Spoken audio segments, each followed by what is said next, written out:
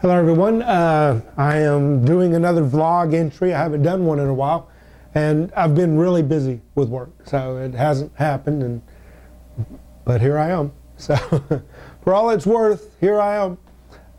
Anyway, there have been a lot of things that have been going on that I've been kind of anxious to talk about, I guess. I'm kind of curious what you think about a lot of this too.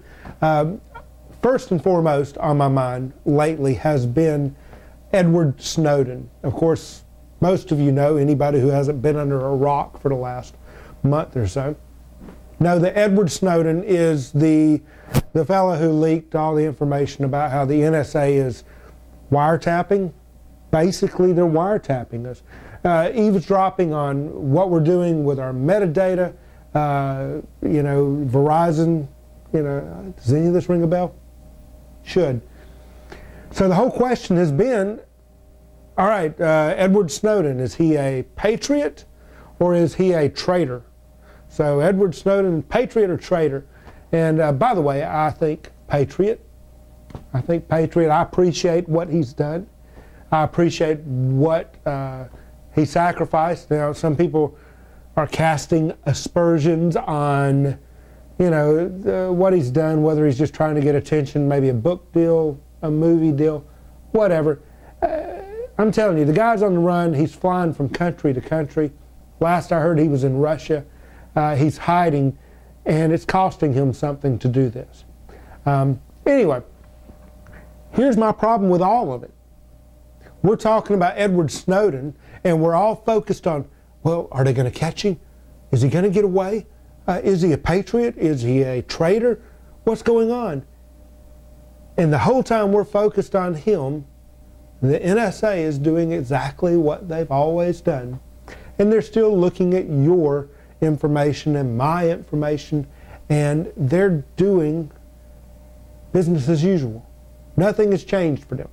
So we're sitting around looking at Celebrity of the Week, like it's Kim Kardashian or O.J. Simpson or something, and they're still getting away with everything.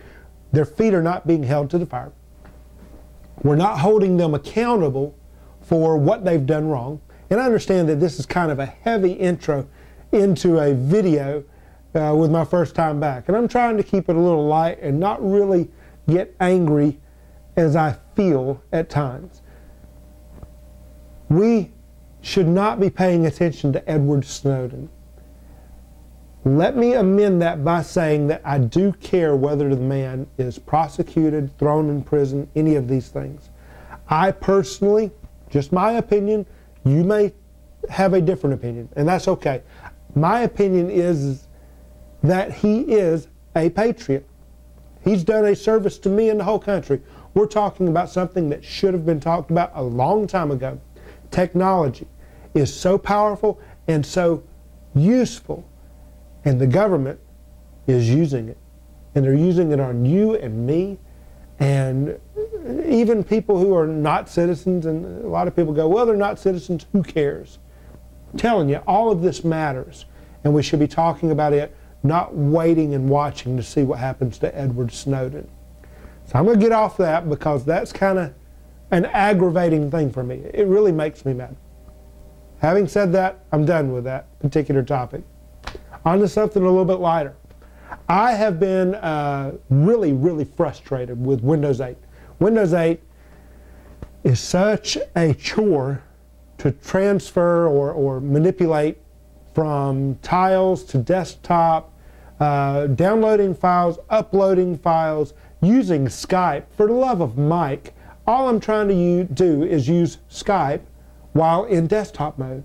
I talk with a friend, I surf the web, I want to talk on Skype while I'm doing that and see his video. I should be able to do that. So Windows 8, by the way, thumbs down. There's my review. My review for Windows 8, thumbs down. Don't like it. If you like it, more power to you. Hope you enjoy it. But what I've been doing here lately, and let's see if I can get this to pan over here without making a mess. Let's see if I can minimize this window. There we go. I am using a Linux version, which is called Mint 15, Linux Mint 15, and it is actually really good. I'm going to do this for just a moment so you can see what I'm doing here. And Linux is very powerful, very strong, very stable. Now, it's also, in times past, been very difficult to install programs or packages on Linux. And years ago, I played with it a lot and had fun trying to learn some new stuff, but I never could commit to Linux. And the reason being is because it was so difficult. I just want a tool that gets it done when I want to get it done. So Linux Mint 15 and other versions too. There's Ubuntu, which is UBUNTU. These are good programs. These are good operating systems, or OSs. And this is really just fantastic. It does everything I need it to do, and I like it a lot. Oh, watch this. This is kind of cool. I toggle between workspaces, so I can have as many workspaces open as I want to have open. I hope you can see that on the screen there. And just toggle between them. So I can have 5 different things going on, which my brain does that anyway. So it's really awesome. Review, Linux Mint 15 is awesome. Like it a lot. So that's kind of something else I've been really having a lot of fun with, and we'll slide this back over here. How's that? All right. Anyway, so been having fun with that a great deal. Also, I'm a gamer. I think I've made that pretty clear. E3 has just taken place within the last 2 months, and PlayStation, Sony, and Microsoft, Xbox have been fighting to see who's going to be the top dog. So if you are a gamer, then you already know the outcome. For those of you who are non-gamers who even care, here you go. Microsoft had a system that they want to control your living room and your media experience with some really wonderful technology that are trying to marry together between voice recognition, motion detection, where you're actually spreading the screen out or making it smaller. You can watch a TV show or a movie and have your internet connection side by side on your big screen TV. And while watching a movie, search for something using your phone. There's a lot of really cool technology that's gone into it. It's awesome, looks really cool. Problem is, it has 3 operating systems to get all of this stuff done, and we really don't know how well it's going to work. The demo version looked good, but I'll see when it comes to my living room if I buy one. Big problem. If you're a gamer, you have used games, you want to sell them, you want to trade them, you want to share them, you want to do whatever you want to with them because you bought the game and it's your doggone game. Microsoft said no. No used games being sold, traded, blah, blah, blah. You try to play it online, multiplayer platform, and you're going to get charged for it and all these different things. And by the way, we at Microsoft, they said, require that you log on once every 24 hours to make sure that we can monitor whether you're pirating, so that Big Brother makes sure that you're not, violating any kind of DRM laws that are taking place. And actually, it's not even something they're required to do. The worst part is that Microsoft just went, hey, we're going to do it. That didn't go over too well, as you can imagine, with most gamers and with me. It just wasn't a good idea. I liked their concept on the way the box would work as a central multimedia in the room. PlayStation at E3 said, hey, here's our lineup of games. This is our box. By the way, I think personally the processor on the PlayStation 4 looks like it's going to be a little stronger. The rendering is going to be a little more powerful, I think. But anyway, PlayStation says no DRM. We're not enforcing any kind of, we're just selling you a box. We're not going to monitor you and make sure that you're a good boy or girl. And so they haven't tried to require this. You don't even have to connect to the internet to use their system in a single player mode. Not every 24 hours, not at all. And to boot, it's $100 less than the Microsoft Xbox One.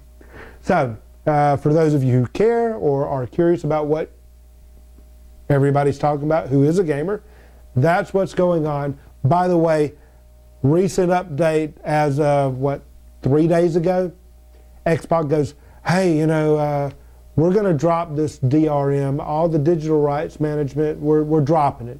You do what you want with your games. So they got real unpopular real quick and backpedaled, and that was so smart. So anyway, that's what's going on with that. I feel like I'm dragging this out, and I probably am, but these are important things. Something more of a philosophical, really big picture type stuff that's been going on in my mind is that I've been thinking about this. Why can't you be you? And why can't I be me? And I'm talking about in our sphere of influence, the sphere that we walk in, the people that we know, friends, family. On Facebook, you can't even post what you want to post. I mean, you got to be careful. Now, me, for instance, I own a business. I understand that I can't just say whatever I want to say, or I risk losing customers. I could make somebody mad, you know. But if you don't own a business and you aren't advertising an extra page for whatever business, also, I guess if you're a teacher or you are a lawyer or a doctor or whatever, you know, you got to be real careful about your public face. You know, we got to keep that looking good. But as an individual, can't we just be ourselves? You know and I know that your very best friends, my very best friends, we're able to be just ourselves with, for the most part. But we have so many people that are around us. And for me, I have this urge. It's very, I don't know, present with me all the time that I want to just be me. I want to say what I want to say. I want to do what I want to do.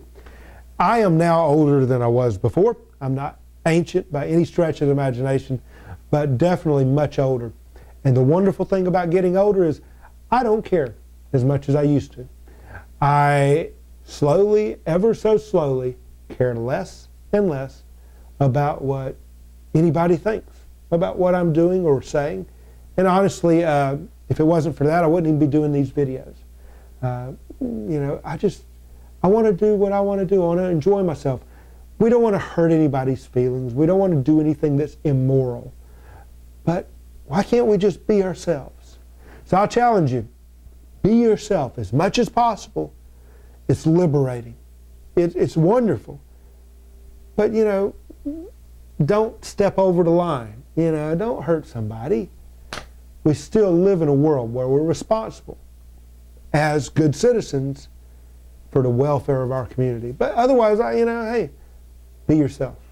So anyway, I'm going to wrap this up. I just threw this together as quick as I could, honestly, to post on the internet because I haven't done one in a while and I really miss this. This is a hobby for me and I have so much missed this.